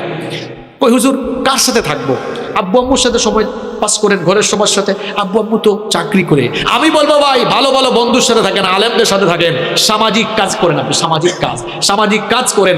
অর্থাৎ নিজেকে কখনো অবসর রাখবেন না, কোনো না কোনো কাজে থাকবেন, দেখবেন শয়তানি চিন্তা মাথায় আসবে। ছেলে মেয়েদেরকে একা ছাইড়া দিয়েন না। আপনাদের অবস্থা তো হলো এমন, রাগ করেন না, চলাফেরা করেন চলাফেরা করেন আমেরিকান স্টাইলে, ক্ষতিগ্রস্ত হয়ে গেলে বিচার চান সৌদি স্টাইলে। বুলামাইয়া ছেড়ে দিছে, এখন আপনার ছেলে মেয়ে কোথায় যায় এটা দেখা কি সরকারের দায়িত্ব, পুলিশের দায়িত্ব? সরকার ঠেকছে, পুলিশ ঠেকছে না যে সব দেখবে? এই যে দিহান আনুষ্কার কথা ভুলে গেছেন নাকি আপনারা? মনে আছে? আরে বাপরে বাপ, নিজেদের মেয়ে কার সাথে গিয়ে গ্রুপ স্টাডি করে, কার বাসায় যায়, কোথায় যায়, কলেজে যায়, বিশ্ববিদ্যালয়ে যায়, সে কি ক্লাস করে নাকি কোন পার্কে ঘুরতে যায়, এটা পুলিশ দেখবে না আপনি দেখবেন? আপনার ছেলে মেয়ে কোথায় যাচ্ছে, কি করছে, কোনো খোঁজ খবর রাখেন না। ক্ষতিগ্রস্ত হয়ে গেলে কেঁদে কেঁদে এরপরে ফাঁসি দিতে হবে। চলাফেরা করেছেন এতদিন আমেরিকান স্টাইলে, এরপরে ক্ষতিগ্রস্ত হয়ে এরপরে বুঝে সৌদি স্টাইলে বিচার চান আপনি। নিজের সন্তান কোথায় যাচ্ছে, কি করছে, ভালো করে বলে গেলাম, খবরদার সন্তানগুলোর একা রাখবেন না, নইলে খালি কপালে হাত দিবেন। এই ছাত্ররা যারা আছো, যুবক তরুণ যারা আছো, ভাই একা থাকবা না, নিজের চরিত্রটা সুন্দর রাখো। পারা যাবে তো ইনশাল্লাহ? পারা যাবে ইনশাল্লাহ? দেখেন তো, গুনাহ থেকে বাঁচার এই যে 5 নাম্বার আমলটা বললাম, এটা জীবনের সাথে বাস্তব না অবাস্তব? আসলেই দেখবেন একা একা থাকলে শয়তান ধোঁকা দেয় বেশি। ওই যে অলস মস্তিষ্ক শয়তানের কারখানা। এই জন্য কখনো একাকী থাকা যাবে। ওই যে কিছুদিন আগে ওই যে কোন এক নায়কের শ্বশুর গুলি করে মারা গেল না, লোকটার নাম কি যেন ভুলেও গেছি আমি। লোকটার নাম কি, মনসুর খান নাকি আবু মনসুর খান, কি যেন নাম আছে। এই লোকটা নিঃসঙ্গ থাকতে থাকতে দেখছেন শেষ পর্যন্ত সুইসাইড করেছে। সুইসাইড করা ভালো জিনিস, তা মহাপাপ। দেখছেন একাকিত্ব, নিঃসঙ্গতা মানুষকে কোথায় নিয়ে যায়? খালি শয়তানি না, মাঝে মাঝে মৃত্যুর দিকেও নিয়ে যায়। অনেক ছেলেরা আছে বের হয় না, সারাটা দিন দরজা লাগাইয়া ঘুমায়, আর সারাদিন ল্যাপটপে আছে, ফোনে আছে।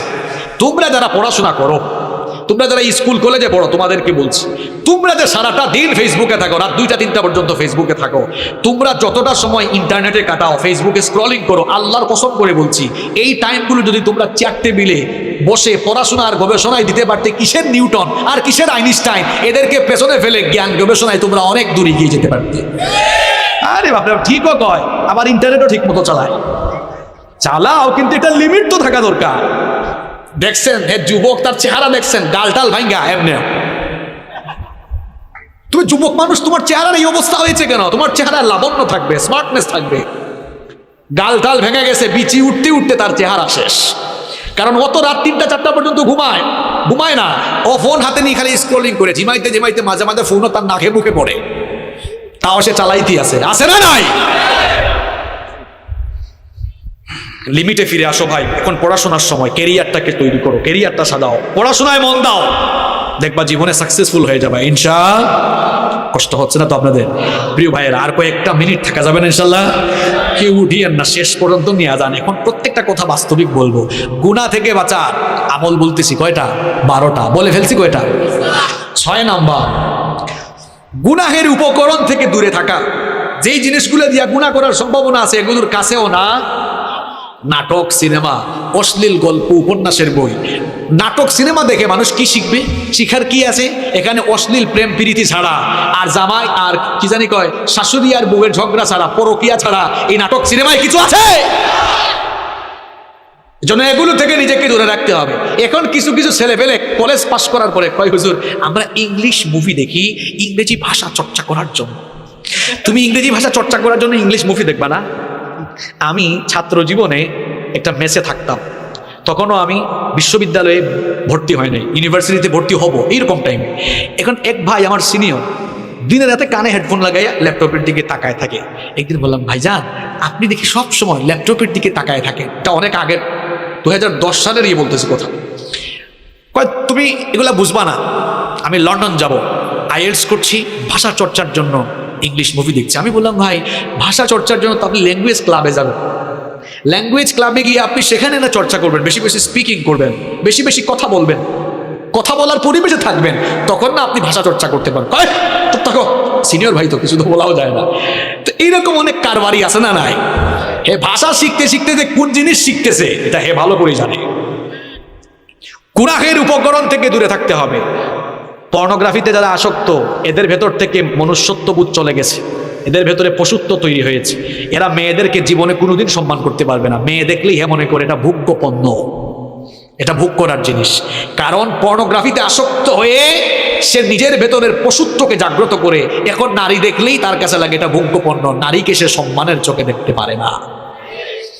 এখন অনেকে বলবে, হুজুর পাপের পর থেকে ফিরে আসবো কেমনে? ভাই রাত 10টার পরে যদি ফোন হাতে নিলে তোমার ফোন দিয়ে বিপদে যাওয়ার সম্ভাবনা থাকে। আমি বলছি এইটা থেকে দূরে থাকো। রাত 10টার পরে ফোন আর বালিশের কাছে না, একেবারে ড্রয়ারে ফেলা, ফজরের পরে হাতে নিও। আর বাবা মাদেরকে আরেকটা কথা বলি, অনেকের বাড়িতে ওয়াইফাই আছে না, রাত 10টা বাজবে ওয়াইফাইয়ের সুইচ অফ, ওয়াইফাইয়ের সুইচ বন্ধ, নইলে দেখবেন ছেলেমেয়েরা কিন্তু কারবার করে ফেলতে পারে। আর সবচেয়ে ভালো হয় এমন সচেতন হন, রাত 10টার পরে খাওয়া দাওয়ার পরে ছেলে মেয়েদেরকে বলবেন, এই ফোন দে, ফোন দে। রাতের বেলা ফোনের দরকার আছে, সকালবেলা আমার কাছ থেকে আবার ফোন নিয়ে যাই। এই কথাগুলো আপনাদের ভালোর জন্য বলতেছি। ডিভাইস তো হাতে, আমাদের ছেলেমেয়েরা নষ্ট হয়ে যাচ্ছে অপশিক্ষার অপসংস্কৃতির কারণে। ছোট বয়স থেকেই বাচ্চাদের হাতে আমরা ফোন তুলে দিয়েছি। আরে ভাই আগে তো ছোট ছোট বাচ্চারা কান্না করলে মা বাবারা দৌড়ে এসে কুলে নিয়ে আয় আয় চাঁদ মামা গল্প শোনায়, কবিতা শোনায়, ঘুম পাড়াইতো। এখন 2-3 বছরের বাচ্চা কান্না করলে মা বাবা এসে ইউটিউবে ঢুকে baby shirt dude dude dude do লাগাই দেয়। আর 2-3 বছরের বাচ্চারা ফোন হাতে নিয়ে ইউটিউবে ঢুকে একটার পর একটা চেঞ্জ করতেও জানে। ওই দিন দেখলাম 3 বছরের বাচ্চা মোবাইল স্ক্রলিং করছে এমন ভাবে, আমি হুজুর মানুষ, আমি নিজেই এরকম স্ক্রলিং জানি না। একজন আমারে কয় ওই দিন, হুজুর দোয়া করবেন। বললাম কি হয়েছে? কয় আমার মেয়ে জেএসসিতে A+ পেয়েছে, মানে ক্লাস 8 পাস করছে আর কি, A+ পেয়েছে। আমি বললাম মাশাআল্লাহ গুড। কই হুজুর জানেন খুশি হয়ে আমি আইফোন গিফট করে দিয়েছি। আমি বললাম ভালো করছেন, কিছুদিন পরে আপনারা জামাই গিফট করবে। এই ছোট্ট ছোট্ট ছেলে মেয়েদের হাতে ফোন তুলে দিয়েন না, নইলে কারবার ঘটাই ফেলবে। রাতের বেলা ফোন কেড়ে নেবেন, ইন্টারমিডিয়েট পাস করার আগ পর্যন্ত হাতে ফোন দিয়েন না। এগুলো পরামর্শ দিয়ে গেলাম, মানলে কল্যাণ হবে ইনশাআল্লাহ।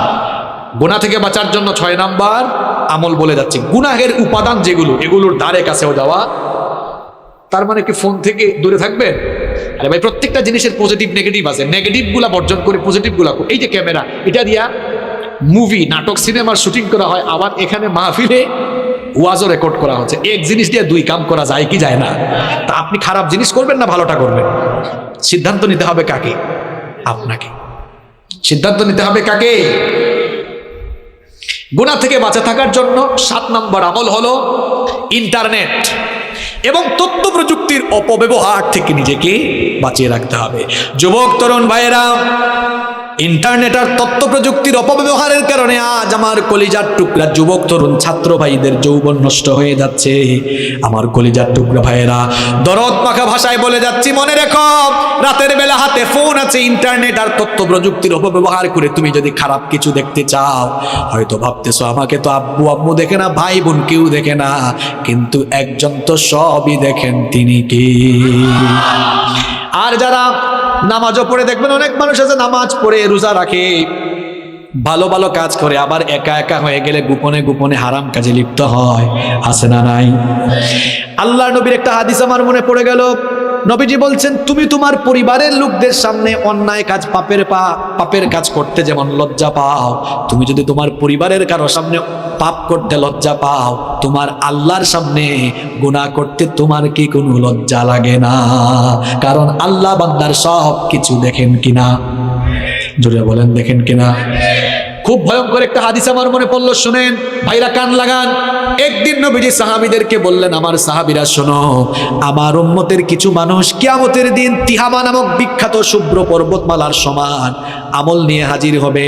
সহজ বাংলায় বলতেছি, বুঝেন।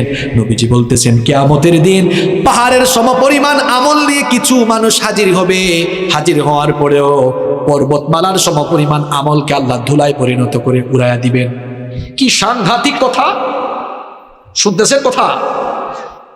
কিয়ামতের দিন কিছু লোক পাহাড়ের সমান বিশাল নেকির পাহাড় নিয়ে ওঠার পরে তাদের নেক আমলগুলোকে আল্লাহ ধুলাবালুয় পরিণত করে দিবেন। সাওবান রাদিয়াল্লাহু আনহু নবীজিকে জিজ্ঞেস করলেন, ইয়া রাসূলুল্লাহ, পড়েন সাল্লাল্লাহু আলাইহি ওয়াসাল্লাম, নবী গো, তারা কারা? এদের ব্যাপারে আমাদেরকে বলেন, তাহলে আমরা সাবধান হয়ে যাব। নবীজি বললেন, সাওবান, এরা হচ্ছে তোমাদেরই ভাই, যারা তোমাদের সঙ্গে নামাজ পড়বে, তোমাদের সাথেই চলাফেরা করবে, কিন্তু যখন তারা নির্জনে একাকী হয়ে যাবে তখন তারা গোপনে গোপনে হারাম কাজে লিপ্ত হয়ে যাবে। এজন্য যুবক ভাইরা, রাতের বেলা গোপনে গোপনে মেয়েদেরকে মেসেঞ্জারে নক দিও না। রাতের বেলা একা একা ইউটিউবে ঢুকে হারাম কিছু দেখিও না। এই যে হাদিসটা বললাম, 5 ওয়াক্ত নামাজও পড়বা, হারাম কাজও করবা, সমস্ত আমলগুলোকে ধুলাবালু করে উড়িয়ে দিবেন কে? আল্লাহ আমাদেরকে হেদায়েতের উপর অটল রাখো, গুনাহ থেকে বাঁচিয়ে রাখো, বলেন আমিন। তাহলে 7 নম্বর আমল কি বললাম? ইন্টারনেট তথ্য প্রযুক্তির অপব্যবহার থেকে নিজেকে মুক্ত রাখা। পারা যাবে তো ভাই ইনশাআল্লাহ? নাম্বার 8 নাম্বার গুনাহ থেকে বাঁচার জন্য 8 নাম্বার উপায় হলো অসৎ ব্যক্তিদের সাথে, অসৎ বন্ধুদের সাথে মিশা যাবে না। কথায় আছে না, সৎ সঙ্গে স্বর্গবাস, অসৎ সঙ্গে। এই জন্য যুবক তরুণ ভাইয়েরা, সিগারেট খুর, ইয়াবাখুর, বাবাখুর, এদের সাথে মিশিও না। ভালো মানুষকে বন্ধু বানাবে। বন্ধু বানাবেন কাকে? যার দুনিয়াদারি আপনার চেয়ে কম আর দিনদারি আপনার চেয়ে। আবারও বলছি, বন্ধু বানাবেন কাকে? যার দুনিয়াদারি আপনার চেয়ে কম আর দিনদারি আপনার চাইতে। আমি জানি মাহফিলে অনেক ভাইরা আসেন গুনাহ করতে করতে, এই গুনাহ নিয়েই আসেন। তারা হয়তো এখন আমার কথা রাগ করছে, হুজুর আমরা খারাপ কাজ করি বলে কেউ কি আমাদের বন্ধু হবে না? হবে। আপনাদের বন্ধু আমরা, আপনাদের বন্ধু এখানে যারা 5 ওয়াক্তের নামাজি ভালো ভালো ছেলে, এরা আপনাদের বন্ধু। আমরা আপনাদেরকে দাওয়াত দিয়ে দিয়ে, মাথায় হাত দিয়ে দিয়ে, বুকে টেনে টেনে নামাজি বানাবো ইনশাআল্লাহ। আমি বলতেছি ওই সকল ছেলেদেরকে যারা একটু মিশলেই খারাপ হয়ে যাওয়ার সম্ভাবনা আছে। আপনারাও দেখবেন ছেলে মেয়েরা কাদের সাথে মিশে, কারণ হে হয়তো ভালো আছে কিন্তু খারাপ কারোর সাথে মিশলে থাকতে থাকতে সেও খারাপ হয়ে যেতে পারে। এই জন্য প্রিয় ভাইয়েরা, গুনাহ থেকে বাঁচার জন্য 8 নম্বর উপায় হলো অসৎ ব্যক্তিদের সাথে মিশা যাবে না। কষ্ট হচ্ছে আপনাদের? এই তো শুনেন, আর 4টা পয়েন্ট আছে। নাম্বার 9 নম্বর গুনাহ থেকে বাঁচার জন্য মনটা চাইবে গুনাহ করে ফেলি, এই কামটা করে ফেলি, সাথে সাথে সবর করে নিজেকে তখন সংযত করবেন, যেটাকে বলি আমরা কন্ট্রোল করা। নিজেকে কন্ট্রোল করতে হবে। আপনি যদি কন্ট্রোল করতে পারেন, সুবহানাল্লাহ, আমার আল্লাহ কত দয়াবান। নবীজি হাদিসে বলেছেন, কোনো বান্দা একটা ভালো কাজ করবে, শুধু নিয়ত করবে, কাম করার আগে নিয়ত করলেই সাথে সাথে আল্লাহ আমলনামায় একটা নেকি দান করেন। আর বান্দার নিয়তের পরে যখন কাজটা করে ফেলে, আল্লাহ আমলনামায় সওয়াব 10 থেকে 700, এমনকি আল্লাহ চাইলে আরো বাড়াইয়া দেন, সুবহানাল্লাহ।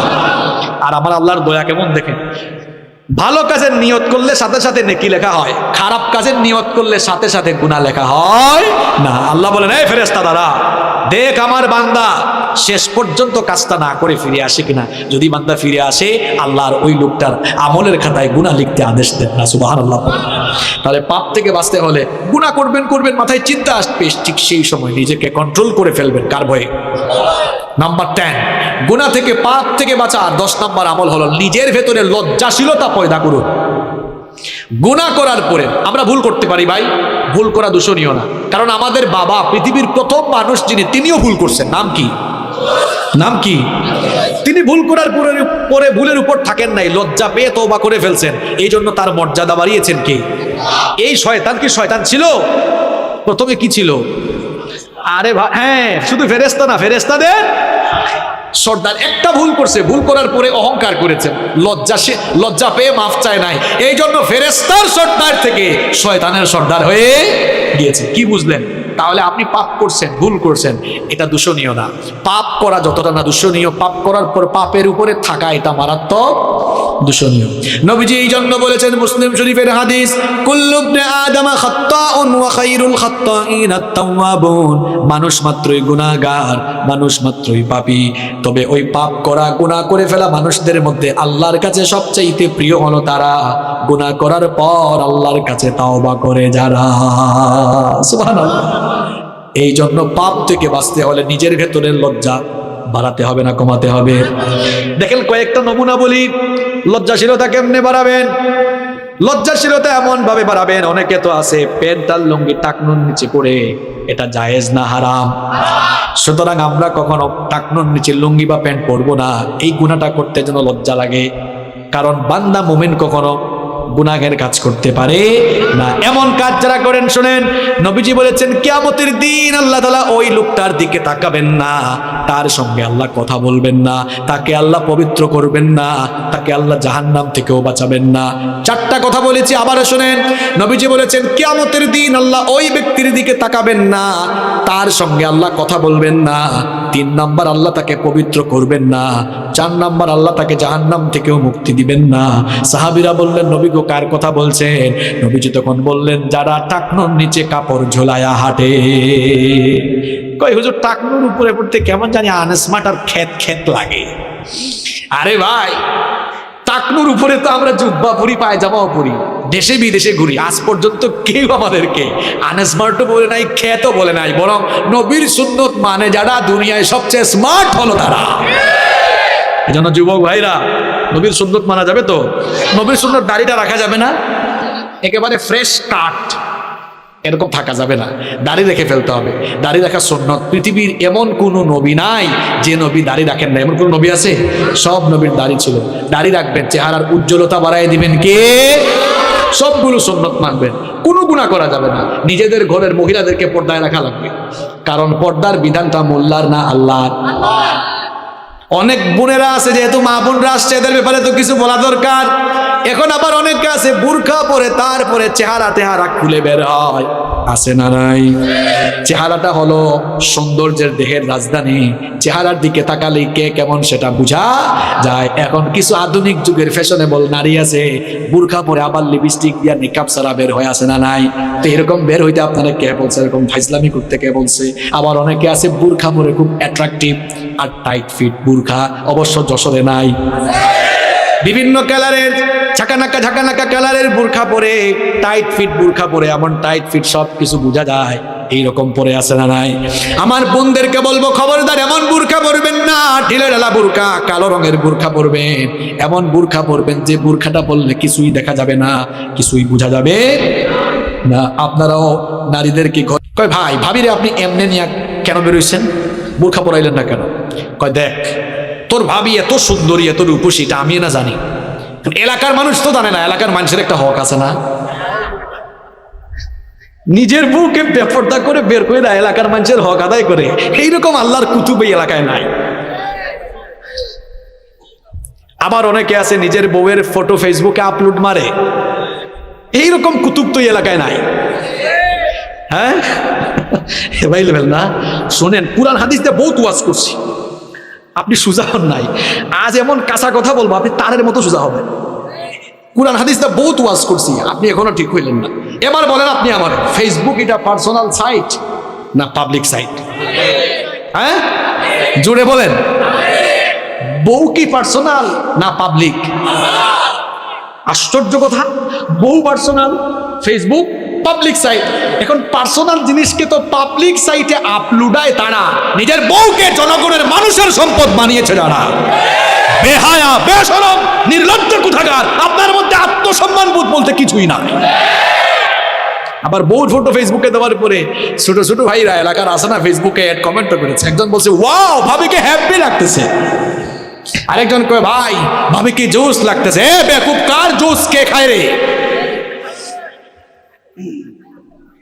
একটু লজ্জা, আমি হাসির কথা বলেছি, একটু লজ্জা শরম নাই আপনার? আল হায়াউ শু'বাতুম মিনাল ঈমান, নবীজি বলেছেন লজ্জাশীলতা ঈমানের অংশ। নিজের ভেতরে লজ্জা বাড়ান। আল্লাহ আমাদের সবাইকে লজ্জাশীল বানান। গুনাহ থেকে বাঁচার 10 নাম্বার উপায় বলছি, নিজেকে লজ্জাশীল বানাতে হবে। এমন লজ্জা যে আমার আল্লাহ গুনাহ করতে নিষেধ করছেন, আমি তো গুনাহ করতেই লজ্জা পাবো, গুনাহ আমি করবো না। পারা যাবে তো ইনশাআল্লাহ? খারাপ লাগতেছে আপনাদের? সারা জীবন তো বহুত ওয়াজ শুনছেন, বাট জীবন পরিবর্তনের কিছু ওয়াজ শুনে যান, এই 12টা আমল শিখে যান। একটু পরে কিন্তু আমি পড়া আদায় করবো, যারা পারবেন না খবর আছে। পারা যাবে তো ইনশাল্লাহ? তবে ভয় নাই, আমি আবার আপনাদেরকে অপশন দিয়ে সহজ করে দিব। পারবেন না ইনশাল্লাহ? আচ্ছা, পরীক্ষা সহজ হবে, কঠিন না। নাম্বার 11, পাপ থেকে গুনাহ থেকে বাঁচার 11 নাম্বার উপায় হলো খারাপ চিন্তা বাদ দিয়ে বেশি বেশি ভালো চিন্তা করবেন। কারে মারবেন? খালি এরে মারবেন, তারে মারবেন, এদিকে টাকা মারবেন, ওইদিকে সম্পদ মারবেন, এইসব চিন্তা বাদ দেন। চিন্তা, ভালো চিন্তা বাড়ান যে আমি আজ ফজরের নামাজ জামাতে আদায় করব। ভালো চিন্তা না খারাপ চিন্তা? আমি আজান হয়ে গেলে এই 5 ওয়াক্তের নামাজগুলো টাইম দিয়ে আদায় করব। আমি রেগুলার কোরআন পড়বো, হাদিস পড়বো, ইসলামী বই পড়বো। আমি মানুষদেরকে যথাসাধ্য সহযোগিতা করব, সামাজিক কাজ করব, দান করব, সদকা করব। আমার যে সকল ভাইরা অভাবী আছে তাদের পাশে দাঁড়াবো। মানে ভালো ভালো চিন্তা করেন। যত বেশি ভালো চিন্তা করবেন তত আপনি খারাপ চিন্তা থেকে মুক্ত হয়ে গুনাহ থেকে নিজেকে বাঁচিয়ে রাখতে পারবেন। পারা যাবে ইনশাআল্লাহ। নাম্বার 12 এবং সর্বশেষ হচ্ছে গুনাহ থেকে বাঁচার জন্য তাওবা ইস্তেগফারের অভ্যাস গড়ে তুলেন। বেশি বেশি তওবা ইস্তেগফার করেন। দেখি সবাই আন্তরিকতা দিয়ে একেবারে দিল থেকে বলবেন, আমাদের কলিজার টুকরা নবীজির নাম হচ্ছে মুহাম্মাদুর রাসূলুল্লাহ সাল্লাল্লাহু আলাইহি ওয়াসাল্লাম। আমার আপনার কলিজার টুকরা নবী, উনার জীবনে গুনাহের কোনো দাগ, কোনো ছিটাফুটা আছে? জন্ম থেকে নিয়ে ওফাত পর্যন্ত, নবুয়তের আগেও মাসুম, পরেও। ওই নবীর আমল শুনেন, বুখারী শরীফের হাদিস। নবীজি বলছেন, ওয়াল্লাহি, আল্লাহর কসম, ইন্নী লা আস্তাগফিরুল্লাহ ওয়া আতুবু ইলাইহি ফিল ইয়াউমি আকথারা মিন 70 মাররা। নবীজি বলছেন, আল্লাহর কসম, আমি পয়গাম্বর, আমি নবী হওয়ার পরেও রেগুলার 70 বারের বেশি আল্লাহর কাছে তওবা করি। এটা বুখারী শরীফের হাদিস। আর মুসলিম শরীফের হাদিসে নবীজি আরেকটু বাড়িয়ে বললেন, শোনো, ফা ইন্নী আতুবু ইলাইহি ফিল ইয়াউমি মিআতা মাররা, আমি তো নবী হয়েও ডেইলি 100 বার আল্লাহর কাছে তওবা করি। আমার আপনার নবীর জীবনে গুনাহের কোনো দাগ নাই, ছিটাফুটা নাই, তিনি মাসুম। তিনি যদি ডেইলি 100 বার তওবা করেন আল্লাহর কাছে, আমরা উনার পাপী উম্মত সেকেন্ডে সেকেন্ডে গুনাহ করে ফেলি। নবী যদি করেন 100 বার, পাপী উম্মতের করা দরকার 100 বার না 1000 বার? এবার আর উত্তর দেওয়া লাগবে না, চুপচাপ থেকে নিজের বিবেককে নিজে জিজ্ঞেস করেন, আপনি করেন কয়বার? আপনি করেন কয়বার? এজন্য যখনই সময় পাবেন পড়বেন আস্তাগফিরুল্লাহ, যখনই সময় পাবেন জপবেন আস্তাগফিরুল্লাহ, যখনই সময় পাবেন পড়বেন আস্তাগফিরুল্লাহ। বাক্যটা ছোট কিন্তু পাওয়ার কম না বেশি? নবীজি বলেছেন, আস্তাগফিরুল্লাহ যারা প্রতিনিয়ত পড়ে, এদের আমলনামায় যদি সমুদ্রের ফেনা পরিমাণ গুনাহ থাকে, আল্লাহ তার সমুদ্রের ফেনা সম পরিমাণ গুনাহগুলোকে মাফ করে দিবে।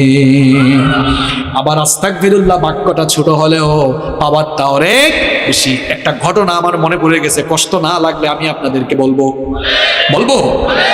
ইমাম আহমদ বিন হাম্বল রাহিমাহুল্লাহ, মুসনাদে আহমদ, যেখানে 40,000 হাদিস সংকলন করা হয়েছে, এত বড় মাপের ইমাম আহমদ বিন হাম্বল রাহিমাহুল্লাহ, খুব মন দিয়া ঘটনা শুনেন। বুড়া বয়সে তিনি এক সফরে বের হলেন, নতুন এক এলাকায় গেলেন। ওই এলাকায় গিয়ে একটা মসজিদে তিনি মাগরিবের নামাজ, এশার নামাজ আদায় করলেন। মনে মনে ভাবলেন, নতুন এক এলাকায় এসেছি, কার বাড়িতে গিয়ে উঠবো, কাউকে তো আমি চিনি না। সিদ্ধান্ত নিলেন এই মসজিদেই তিনি আজকের রাত কাটাবেন।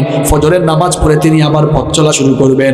যখন তিনি মসজিদে অবস্থান করেছেন, কিছুক্ষণ পরে মসজিদ কমিটির কেউ এসে বলল, ও মিয়া, নামাজ পড়ে সব চলে গেছে, তুমি আসো কেন? তিনি বললেন, ভাই দেখো, আমি মুসাফির মানুষ, কাউরে চিনি না, পরিচিত কোনো মানুষ নাই। এই মসজিদে আমি মাগরিব এবং এশার নামাজের মুসল্লি ছিলাম, ইনশাআল্লাহ ফজরের নামাজেরও মুসল্লি হব, আজকের রাতটা মসজিদে কাটাবো।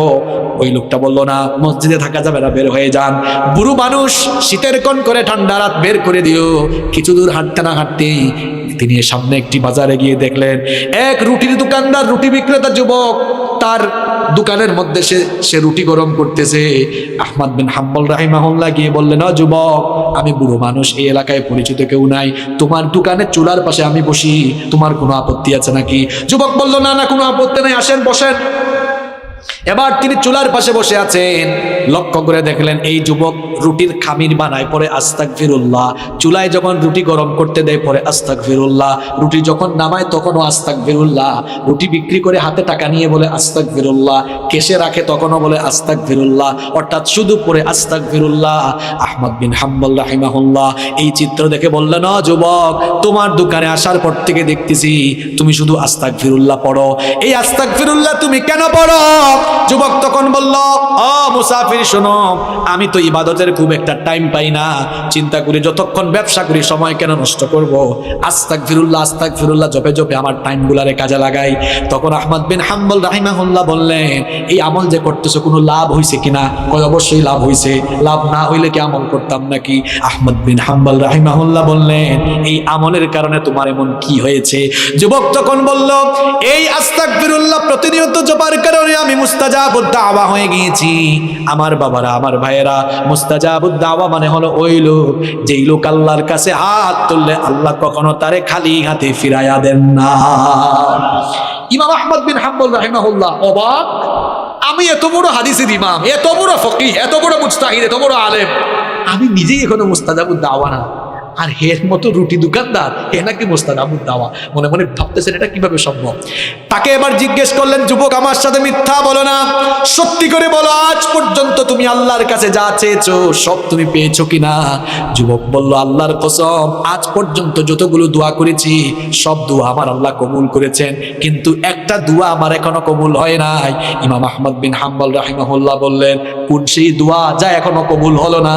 সে তখন বলল, আমি শুনেছি এই জামানার সবচেয়ে বড় ইমাম, সবচেয়ে বড় আলেমের নাম আহমদ বিন হাম্বল, লোকটারে জীবনে কোনোদিন দেখি নাই, মনে আমার খুব শখ লোকটারে সামনাসামনি একদিন দেখবো, কাছ থেকে দেখবো। আল্লাহর কাছে বারবার দোয়া করি, আল্লাহ তার সাথে সাক্ষাৎ ঘটায় দাও, দোয়া করতে আছি এখনো কবুল হয় না। আহমদ বিন হাম্বল রাহিমাহুল্লাহ চোখের পানি ছেড়ে দিয়ে বললেন, যুবক শোনো, যার সাথে সাক্ষাতের জন্য এতদিন ধরে দোয়া করতেছো তার সাথে সাক্ষাতের জন্য তার কাছে তোমার যাওয়া লাগে নাই, বরং আল্লাহ আজ সিস্টেম করে টেকনিক করে আহমদ বিন হাম্বলকে তোমার সামনে পাঠিয়ে দিয়েছে। দেখেছেন আস্তাগফিরুল্লাহ বাক্যটা ছোট কিন্তু পাওয়ার কম না বেশি? এখন পাওয়ার যদি বেশি হয় আপনারা রেগুলার দিন রাতে পড়বেন, সেটা কম না বেশি? সবাই পড়বেন তো? কয়টা আমল শিখাইলাম ভাইরা? কিসের থেকে বাঁচার জন্য? গুনাহ থেকে, পাপ থেকে। আপনারা বলেন তো, যে 12টা আমল বললাম, এই 12টা কাজ যদি করা যায় গুনাহ থেকে নিজেদেরকে বাঁচিয়ে রাখা যাবে না? ইনশাআল্লাহ। আসেন দেখি আপনারা কি কাজ করছেন এতক্ষণ। গুনাহ থেকে বাঁচার জন্য 1 নাম্বার কার কাছে পানা চাইতে হবে? মাশাআল্লাহ, দেখছেন কামারুজ্জামান ভাই আপনার এলাকার জনগণ কেমন, একদম মনোযোগী। তাহলে 1 নাম্বার আমল সবার মনে আছে, আলহামদুলিল্লাহ বলুন। 2 নাম্বার বলেছিলাম আমি, গুনাহ থেকে বাঁচার জন্য একজনের কথা স্মরণ করে ওনাকে ভয় করা, মাশাআল্লাহ। 3 নাম্বার, গুনার চিন্তা, পাপের চিন্তা মাথায় আসলেই একটা জিনিসের কথা স্মরণ করা, মাশাআল্লাহ। গুনাহ থেকে বাঁচার জন্য 4 নাম্বার আমল শিখিয়েছিলাম, নিজেকে কিসের গোলাম বানানো যাবে না, মাশাআল্লাহ। 5 নাম্বার আমল শিখিয়েছিলাম, কিরকম থাকা যাবে না, একা একা থাকা যাবে না। 5 নাম্বার, এরপরে আপনার 6 নাম্বার আমল শিখিয়েছিলাম, হ্যাঁ, পাপের উপকরণ যেগুলো দিয়ে পাপ হইতে পারে এগুলো ধারে কাছেও যাওয়া যাবে। 7 নাম্বার আমল শিখিয়েছিলাম, মাশাআল্লাহ, ইন্টারনেট ও তথ্য প্রযুক্তির অপব্যবহার করা যাবে না। 8 নাম্বার আমল শিখিয়েছিলাম, হ্যাঁ, অসৎ ব্যক্তিদের সাথে মিশা যাবে না, সৎ মানুষদের সাথে মিশতে হবে। এরপরে 9 নাম্বার আমল শিখিয়েছিলাম, নিজেকে গুনাহ থেকে, অন্যায় থেকে, পাপ থেকে কি রাখতে হবে, কন্ট্রোল। 10 নাম্বার বলেছি নিজের ভেতরে লজ্জাশীলতাকে, মাশাআল্লাহ। 11 নাম্বার বলেছি খারাপ চিন্তার বিপরীতে ভালো ভালো চিন্তা করতে হবে। 12 নাম্বার বলেছি কিসের অভ্যাস করে তুলতে হবে, এইটা হচ্ছে খাঁটি ওয়াজ। যে ওয়াজে 1.5-2 ঘন্টা আলোচনার পরে শ্রোতারা ওয়াজের সামারি বলতে পারে, এটাই হচ্ছে খাঁটি ওয়াজ। আর যে ওয়াজের পরে হুজুর জানে না কোন বিষয়, শ্রোতা জানে না কি ওয়াজ হয়েছে, এটা কোনো ওয়াজের জাত না। অন্তত 12টা আমল তো আমরা শিখতে পেরেছি। শিকার ভেতরে থাকবো না এগুলো আমরা আমল করব? আমল করবেন তো প্রিয় ভাইয়েরা? আল্লাহ তাআলা সবাইকে, সব ভাইকে আমল করার তৌফিক দান করুন। এই 12টা আমল করব, গুনাহ থেকে বাঁচবো, গুনাহ থেকে বাঁচতে পারলে জান্নাত দিবেন কি আল্লাহ। আমাদের সবাইকে আমল করার তৌফিক